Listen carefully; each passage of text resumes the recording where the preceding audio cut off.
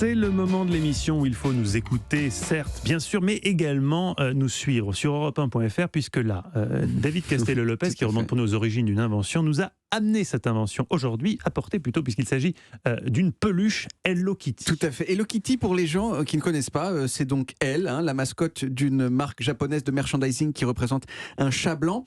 Et pour ceux, comme vous le disiez, qui écoutent encore la radio au lieu de la regarder, je vais la décrire un petit peu plus précisément, Hello Kitty. Alors Hello Kitty, elle a un visage qui est beaucoup plus large que haut. Elle a des moustaches de chat qui sont figurées par 3 traits noirs brodés de chaque côté de son visage. Elle a 2 yeux parfaitement noirs, ce qui lui donne un regard dont on ne sait pas s'il est infiniment vide ou infiniment profond. Elle a un petit nez jaune, un ruban sur l'oreille et surtout, elle n'a pas de bouche. Donc fondamentalement, si on est honnête un peu, Hello Kitty, elle est complètement difforme et monstrueuse. Et pour s'en rendre compte, il suffit d'imaginer un vrai chat qui aurait le visage complètement aplati et pas de bouche. Et tout de suite, on voit très bien ce que je veux dire. Hello Kitty, c'est une sorte de strum. Et pourtant, l'impression qui s'en dégage quand on la regarde, c'est celle de la mignonnerie extrême.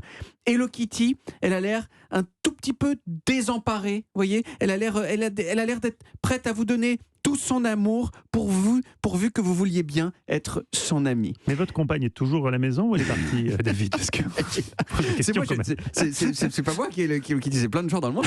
Mais alors, qui est le taré génial qui a conçu ce chat monstrueux auquel la terre entière a envie de faire des câlins? Eh bien, Hello Kitty, c'est l'un des 400 personnages créés par une entreprise japonaise qui s'appelle Sanrio. Il y en a plein d'autres dont vous n'avez jamais entendu parler.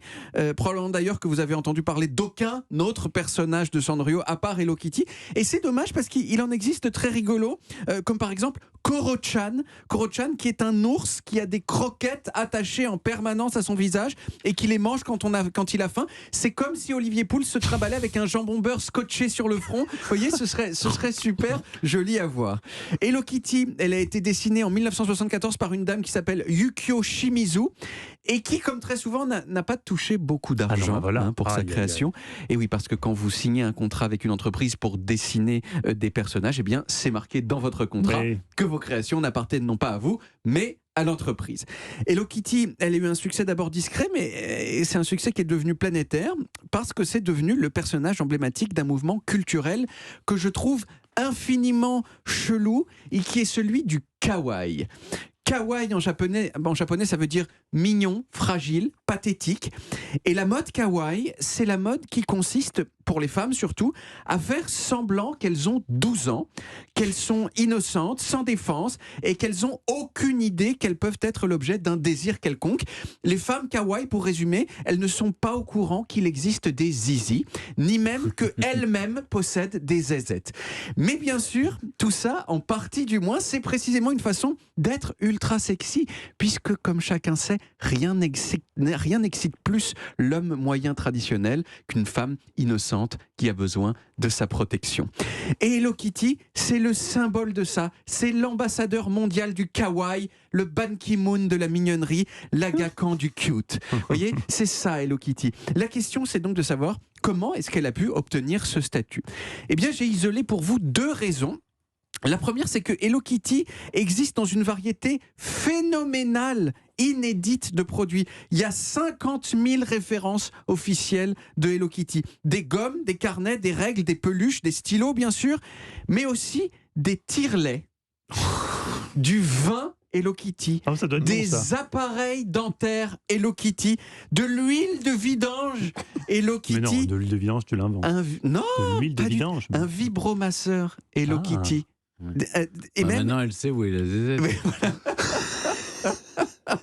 Et même des couches pour adultes Hello Kitty. Oui, pour finir en beauté. Voilà. Et puis ce qui l'a rendu particulièrement célèbre ces 10 dernières années, c'est que cette culture du kawaii a débordé complètement du Japon pour toucher le monde occidental, et en particulier des stars du monde occidental. Paris Hilton, par exemple, elle est fan de Hello Kitty.